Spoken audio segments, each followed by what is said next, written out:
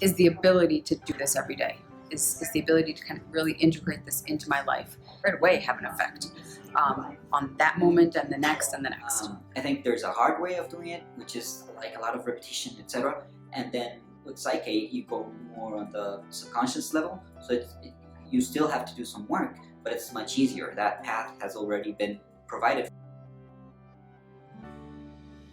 I was actually, a couple of days back, I remember I was in a situation where I would normally snap, and it would be a very difficult situation for me, and I could just see myself like an observer going in that way, and I could just say like, hey, that's not going to benefit me. Why don't I take this other road? And it was much simpler just to make the change instead of doing what I normally would have unconsciously have done. So I think for me the gift has been that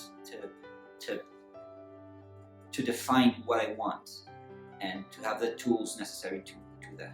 To trust, to know that that inner wisdom is within us. It is always there. There's no way we can be detached from it. When you're kind of in that space of I don't know.